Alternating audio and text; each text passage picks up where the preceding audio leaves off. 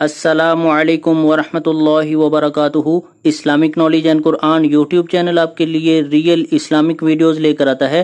اگر ابھی تک آپ نے چینل کو سبسکرائب نہیں کیا ہوا تو چینل کو فوری طور پر سبسکرائب کر لیں اور ساتھ بیل آئیکن کو بھی پریس کر لیں اور نوٹیفیکیشن آل کر دیں تاکہ ہر نئی آنے والی ویڈیو کا نوٹیفیکیشن سب سے پہلے آپ کو ملتا رہے۔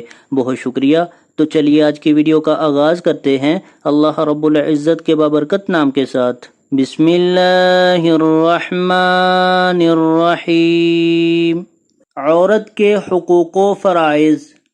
اسلام سے قبل دنیا میں کئی طبقے ظلم کی چکی میں پس رہے تھے، جن میں غلام، کمزور قبیلے اور عورتیں وغیرہ شامل تھیں۔ عورتوں کے علاوہ باقی مظلوم ظلم کی ایک انتہا سہنے کے بعد وقت کے ساتھ ساتھ ظلم سے چھٹکارا پا لیتے تھے۔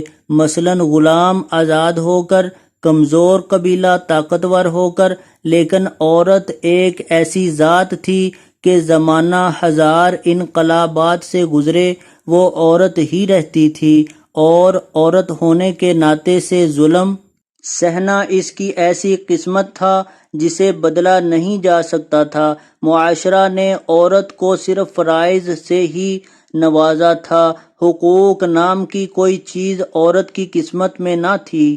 اسلام سے قبل جتنے مذاہب اور تہذیبیں تھیں، انہوں نے عورت کو اس کا وہ مقام نہ دیا جو اس کا حق تھا۔ غیر آسمانی مذاہب اور تہذیبوں کا تو خیر کیا کہنا، خود آسمانی مذاہب عیسائیت، یہودیت وغیرہ کے پیروکاروں نے بھی نظری اور عملی طور پر عورت کو ان حقوق سے محروم کیا ہوا تھا جو اسے اللہ تعالیٰ نے عطا کیے تھے۔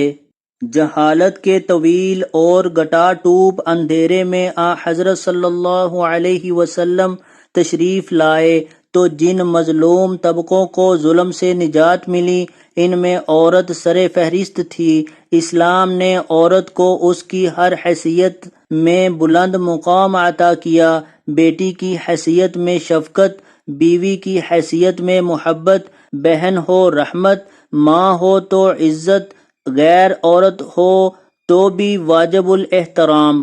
تو آج کی ویڈیو اگر اچھی لگے تو اس کو لائک، شیئر اور کمنٹ میں اپنا اظہار ضرور کیجئے گا۔ ویڈیو دیکھنے کا بہت شکریہ۔ جزاکم اللہ احسن الجزا فی الدنیا والآخرہ۔ السلام علیکم ورحمۃ اللہ وبرکاتہ۔